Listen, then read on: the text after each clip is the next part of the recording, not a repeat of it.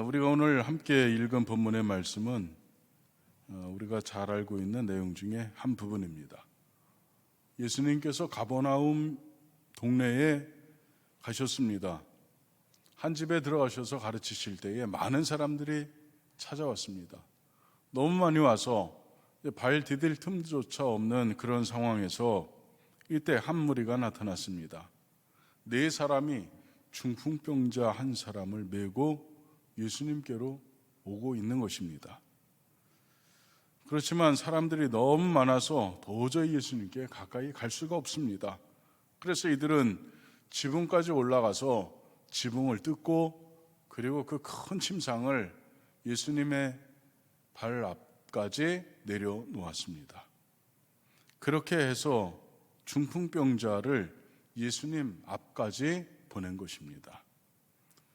이 기록을 보니까 마가복음 2장 5절에서 예수께서 그들의 믿음을 보시고 중풍병자에게 이르시되 작은 자야 내 죄 사함을 받았느니라 이렇게 말씀하셨습니다. 예수께서 그들의 믿음을 보시고 라고 하는 부분에서 그들은 우리가 좀 생각해 볼 것은 이 그들에 해당하는 사람들은 중풍병자가 아니고 그를 메고 온 네 사람을 가리켜서 하신 말씀입니다. 그러니까 그 네 사람의 믿음을 보시고 이 중풍병자의 죄를 용서하시고 그 병을 고쳐주셨다는 말씀이 되는 것입니다. 이 시간에 저는 이 네 사람의 믿음을 생각해 보고자 하는 것입니다. 또 이들을 통해서 이 네 사람을 통해서 섬김이라고 하는 것이 무엇인가를 우리는 좀 배워야 되겠다 이런 마음을 갖습니다. 여러분도 이 네 사람의 섬김을 여러분의 삶 속에서 실천해 보시기를 주님의 이름으로 축복합니다. 네 가지를 말씀드리고자 하는데, 첫째는 이들의 믿음은 단순했지만 그러나 참된 믿음이었다라고 하는 말씀입니다. 그들은 예수를 하나님께서 보내신 분으로 믿었고 또 그들은 예수께서 이 중풍병자를 고칠 만한 능력이 그분에게 있다는 것을 확신했습니다. 초의 의심도 없습니다. 바로 그것 때문에 모든 난관을 이겨내고 돌파해서 그 네 사람이 마침내 그 중풍병자를 예수님 앞으로 이르게 한 것입니다. 침상채 들고 왔습니다. 침상채 들고 온다는 것이 쉬운 일 아닙니다. 그리고 지붕까지 올라갔습니다. 지붕을 뜯어서 구멍을 냈습니다. 그리고 그 누운 상을 줄로 달아서 예수님 앞까지 내렸습니다. 여러분 한번 머릿속으로 한번 상상해 보십시오. 이 과정이 어느 것 하나 쉬운 과정은 하나도 없습니다. 어떤 것은 사람들에게 아마 욕도 들어먹었을 것이고 그리고 이게 뭐 하는 짓이냐고 아마 비난도 받았을 것입니다. 그럼에도 불구하고 그들은 주님 앞으로 가는 그 길을 포기하지 않고 계속 걸어갔고 마침내 도착했습니다. 그들의 믿음은 바람에 날리는 갈대와 같지 않았고 그리고 바람에 밀리는 물결 같지 않았습니다. 그들의 믿음은 흔들리지도 않았고 그들의 믿음은 요동치지도 않았습니다. 이런 믿음을 우리가 가져야 합니다. 이런 믿음을 여러분이 가져야 하는 것입니다. 그들의 믿음은 단순했지만 의심이 없는 아주 참된 믿음이었습니다. 흔들림이 없는 그런 굳건한 믿음이었습니다. 이런 믿음이 섬김의 첫 번째 조건이 되는 것입니다. 그러니 여러분은 믿음의 사람이 되시기를 축복합니다. 믿음의 사람이 되지 아니하면 섬길 수 없습니다. 예수님께서는 지금도 중풍병자를 메고 온 이 네 사람과 같이 어려운 이웃을 섬길 수 있는 참 믿음의 사람을 찾고 계시는 것입니다. 여러분도 그 믿음의 사람이 되시기를 간절히 바랍니다. 여러분, 우리는 예수를 섬기는 사람입니다. 여러분 다 예수님 섬기죠? 네. 마스크에서 잘 말씀 안 하신 것 같은데 여러분은 다 예수 섬기는 사람입니다. 그런데 여러분, 예수 섬겨본 적 있습니까? 우리가 예수를 섬기는 사람이지만 예수님을 섬기지는 못했죠. 그분은 보이지도 않고 지금 여기 계시지도 않는데 어떻게 예수를 섬깁니까? 그럼 예수를 섬긴다는 의미는 무엇입니까? 그것은 속장님이 속도원을 섬기는 것, 이것이 이런 얘기죠. 다시 말해서 우리는 예수님의 형상과 같은 하나님의 형상을 가진 형제 자매들을 섬기는 것을, 그것을 주님께서는 나를 섬기는 것으로 그렇게 보시는 것입니다. 사람 섬기는 거 쉬운 일 아닙니다. 여러분들은 이웃을 섬기는 그런 분들이 되시기를 간절히 바랍니다. 선생님은 학생들을 섬기고, 그리고 교회 직분자들은 성도들을 섬기고, 속장님은 속도원들을 섬기고, 그렇게 섬기는 것이 바로 예수님 섬기는 것입니다. 그런 섬김이 믿음 없이는 안 된다는 거예요. 예수님을 믿는 그 믿음이 없이 어떻게 그 섬김이 가능한가, 이런 말씀이죠.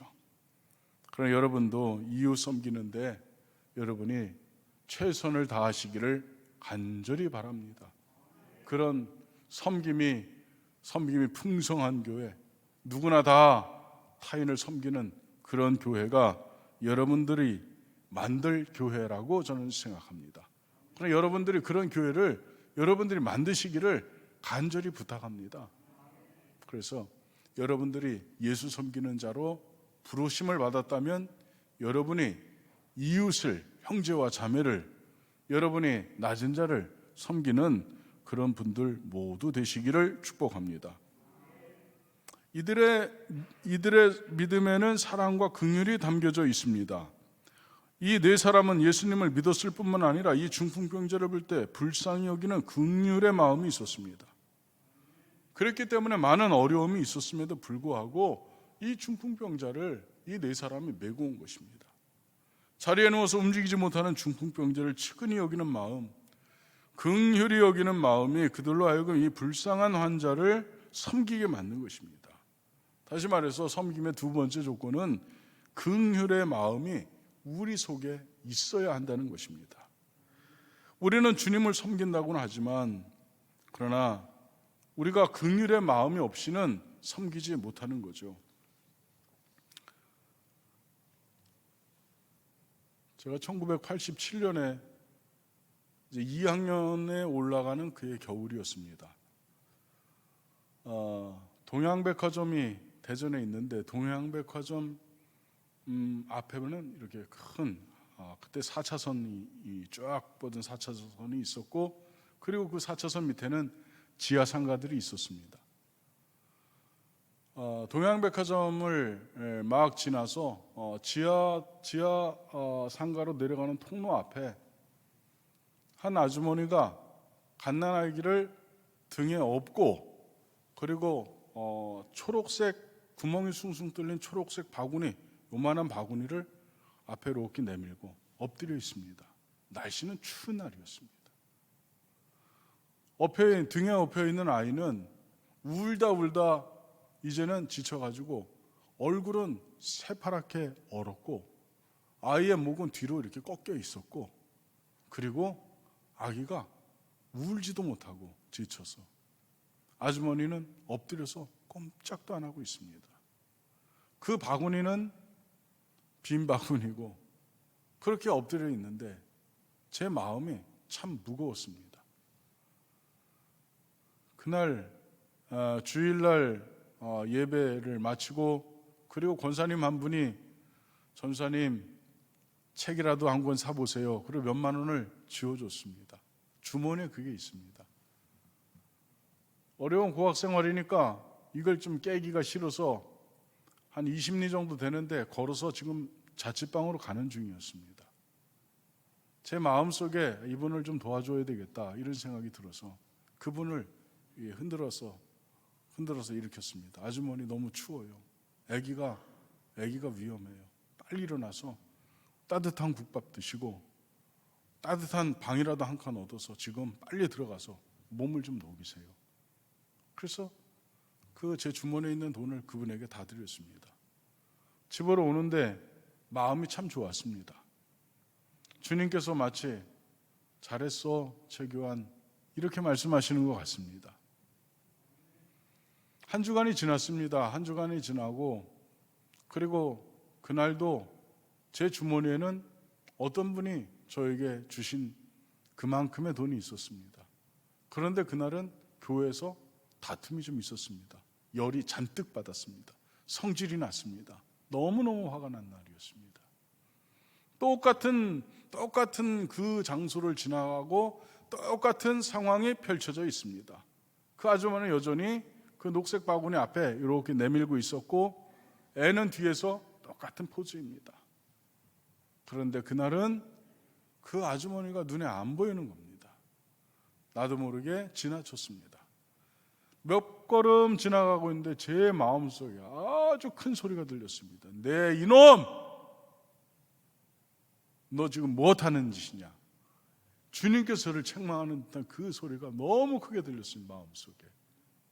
그래서 돌아서서 그분에게 전과 똑같이 하고 다시 가면서 저는 이런 마음의 결단을 했습니다. 내가 내 인격으로 하면 이것밖에 안 된다. 내 마음이 좁고 편하면 어려운 사람 보이지만, 내 마음이 불편하고 내 마음이 거칠어지면 이런 사람 절대로 보이지 않는다. 이제후로는 예수의 이름으로 하겠다. 주님의 이름으로 하겠습니다. 제 작은 인격, 더러운 인격, 불완전한 인격으로 하지 않고 주님의 마음으로 하겠습니다. 주님의 이름으로 하겠습니다. 그런 작은 결단을 그때 했습니다. 여러분, 우리는 누군가를 불쌍히 여기는 마음이 우리 안에서는 나오지 않습니다. 그냥 작은 인정 때문에 나왔던 것은 연약하기 그지없습니다.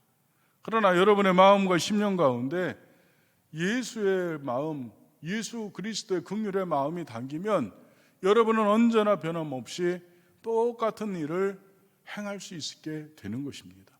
섬김이요, 내 성질대로 하면은 그거 어려운 것입니다. 그러나 섬김, 예수님의 긍휼의 마음으로 할 수 있다면 섬김은 언제나 가능한 일이 되는 것입니다. 마가복음 6장 34절에서 예수께서 나오사 큰 무리를 보시고 그 목자 없는 양 같음으로 인하여 불쌍히 여기사 이에 여러 가지로 가르치시더라, 이렇게 되어 있습니다. 마태복음에서는 그들의 각색병을 치료해 주었다, 이렇게도 나와 있습니다. 주님은 양과 같이 고생하며 유리 방황하는 당시의 백성을 보시고 불쌍히 여기셨다는 말씀이 기록되어 있는 것입니다. 여러분, 여러분의 마음에도 긍휼히 여기는 주님의 마음이 여러분에게도 담겨 있기를 간절히 축복합니다. 주님께서 교훈하신 선한 사마리아 사람의 비유를 여러분도 아실 텐데, 예루살렘에서 여리고로 내려가다가 강도를 만난 사람이 기록되어 있습니다. 강도를 만나서 실컷 두들겨 맞았습니다. 옷도 다 뺏겼습니다. 가진 것도 다 뺏겼습니다. 이제는 벗겨져서 얼마나 죽도록 맞았는지 죽은 사람처럼 그저 처박혀 있습니다. 그때 이 상한 사람을 보고 불쌍히 여기는 마음을 주님께서 지금 세 사람을 통해서 보고 계시는 것입니다. 선한 레위 사람이 먼저 지나갔습니다. 그는 그를 보고 그냥 지나쳤습니다. 제사장이 그 뒤를 이어 지나갔는데 그도 넘어진 사람을 보기만 하고 다른 편으로 빨리 지나갔습니다. 그들은 하나님을 믿는 믿음이 있었지만 그러나 믿음으로 살지는 않았습니다. 여러분에게도 믿음이 있지요? 자다가 깰 때가 벌써 되었으니 여러분에게도 믿음이 있지요? 여러분에게도 믿음이 있습니다. 그러면 여러분은 믿음으로 살았습니까? 여러분에게 있는 그 믿음으로 여러분은 삶을 살았습니까? 우리에게는 믿음이 있습니다. 제사장과 같이, 레위인과 같이 하나님 아는 사람입니다. 그러나 우리가 믿음을 가진 사람이면 틀림이 없는데 믿음으로 산 사람이냐라고 하는 것은 전혀 별거의 문제입니다. 그러나 여러분에게 당부드리고 싶은 것은 믿음으로 사는 사람이 되라는 거예요. 믿음을 소유하고 믿음을 가진 사람만 되지 말고 믿음으로 사는 사람이 되십사, 그런 말씀을 드리는 것입니다. 사마리아 사람은 이 사람 불쌍히 여기는 마음이 있었습니다. 사마리아 사람이라고 유대인들이 그들이 멸시하고 비웃었지만 사마리아 사람들도 하나님 믿는 사람들입니다. 그런데 이 사마리아 사람들은 하나님을 믿는 믿음만 있었던 것이 아니고 이 사람들은 믿음으로 사는 삶까지 이들에게는 있다는 것입니다. 우리가 배워야 될 사람은 레위 사람도 아니고 제사장도 아닌 손가락질 받지만 힘이 없지만 그러나 최선을 다해서 믿음으로 살고자 한 이 사마리아인을 우리는 배워야 되는 것입니다. 여러분 안에 환난 중에 있는 사람을 보면 불쌍히 여기는 마음이 여러분의 마음 가운데 있기를 간절히 축복합니다. 미국의 대통령 중에 가장 존경받는 사람은 링컨입니다. 링컨이 청년 때 배를 탔다고 합니다. 한 번은 뉴올리언즈에 가서 우연히 링컨이 본 게 노예 시장을 보게 되었습니다. 흑인 노예 한 가정이 이제 팔려가는데 아버지는 이쪽으로, 어머니는 이쪽으로, 애들은 울면서 서로 나뉘어져서 한 가정이 뿔뿔이 흩어지는 것을 보았습니다. 링컨의 마음속에 이 가정, 이 울면서 힘이 없어서 울면서 흩어질 수밖에 없는 이 불쌍한 사람들을 링컨은 본 것입니다. 그래서 그때 링컨의 마음속에 나는 이 노예들을 반드시 해방시키겠다, 이러한 선한 인생의 목적이 세워진 것입니다. 그래서 배를 탔던 이 링컨, 이 청년은 그때부터 정치에 입문해서 끝까지 도전해서 마침내는 노예를 해방시킨 위대한 대통령이 된 것입니다. 여러분, 그는 비록 총에 맞아서 죽었지만 그의 이름은 지금도 이 시간에도 전해질 만큼 그의 삶은 믿음으로 산 삶이 되었고 그는 진정으로 믿음의 사람으로 기록된 위대한 인물이 된 것입니다. 여러분, 동정이라고 하는 뜻이 어떤 뜻이 있는지 여러분 아십니까? 동정은 같이 느낀다는 의미를 그 속에 포함하고 있습니다. 남이 배고플 때 나도 배고프고, 남이 추울 때 나도 춥고, 남이 어려움을 당할 때 나도 마치 그 일을 당한 것처럼 마음에 함께 마음을 쓴다는 것입니다. 여러분, 다른 사람이 어려움을 당할 때 여러분 똑같이 그 사람의 어려움에 동참할 수 있기를 간절히 바랍니다. 대개 사람들은 사람을 수단으로 생각합니다. 저 사람과 사귀면 나에게 어떤 이익이 있는가? 저 사람을 이용해서 내가 무엇을 취할 수 있을까? 사람들은 대개 이렇게 생각합니다. 그러나 주님은 여러분을 목적으로 대우하십니다. 주님께서 여러분을 위해서 목숨을 버리시고 십자가 지셨습니다. 다시 말해서 주님의 최종의 목적은 여러분이었습니다. 그러나 여러분도 옆에 있는 사람, 우리 안에 있는 모든 사람들을 수단으로 생각하지 말고 목적으로 생각하시기를 간절히 바랍니다. 내가 저 사람을 위해서 무엇을 할 수 있을까? 내가 저 사람의 기쁨을 위해서 무엇을 할 수 있을까? 내가 저 사람의 어려움을 위해서 나는 무엇을 할 수 있을까? 그런 생각을 우리는 가져야 된다는 것입니다. 그러나 여러분, 사람은 절대로 수단이 될 수 없습니다. 사람은 여러분의 목적이 되어야 하는 것입니다. 그러니 여러분 모두가 서로를 목적으로 대우하는 그런 우리가 될 수 있기를 간절히 바랍니다. 세 번째, 이들의 믿음에는 협력이 있었습니다. 협력, 힘을 합했다는 것입니다. 네 사람이 같이 힘을 합하여 한 중풍병자를 메고 왔습니다. 합력하는 마음이 없으면 예수님께로 이 사람을 메고 올 수가 없습니다. 섬김의 생활에는 이렇게 함께하는 합력이 있어야 하는 것입니다. 이 네 사람 중에는 키가 큰 사람도 있었고 작은 사람도 있었을 것입니다. 걸음이 빠른 사람도 있었고 걸음이 좀 늦은 사람도 있었을 것입니다. 그런데 여러분, 이 사람들은 맞췄다는 거예요. 키 큰 사람이 나는 이만큼 들 수 있어, 키 작은 사람이 나는 요만큼밖에 안 돼. 그러면 그 중풍병자 어떻게 될까요? 중풍병자 그 침상에서 굴러 떨어져서 머리를 돌에 받아서 더 많이 다쳤다, 이럴 수도 있겠죠. 그러나 이 중풍병자가 누워있는 이 침상은 균형을 유지했습니다. 이 사람이 편안하게 주님께 도착할 수 있도록 그들은 최선을 다했습니다. 키가 큰 사람은 낮췄고요, 작은 사람은 조금 올렸습니다. 그래서 균형을 맞춰서 그 중풍병자가 편안함을 느낄 수 있도록 그렇게 배려했습니다. 여러분도 그럴 수 있기를 간절히 바랍니다. 상대편의 생각에서 상대를 바라본다고 하는 것, 상대편을 바라본다고 하는 것이 협력의 시작입니다. 여러분의 걸음만 생각하지 말고 타인의 걸음을 한번 살펴보시기 바랍니다. 여러분의 능력만 살피지 말고 다른 사람의 능력도 한번 살펴보시기 바랍니다. 그것을 바라볼 때 협력이 일어날 수 있는 것입니다. 여러분, 그런 얘기 있지 않습니까? 한 사람의 100걸음보다 100사람의 한 걸음이 훨씬 더 위대하다는 거예요. 그러나 여러분, 우리가 그런 협력을 이룰 수 있는 우리 교회가 될 수 있기를 간절히 바랍니다. 이 네 사람이 들것을 메고 갈 때 발걸음도 맞춰야 했고 방향도 맞춰야 했고 속도도 맞춰야 했을 것입니다. 다 협력입니다.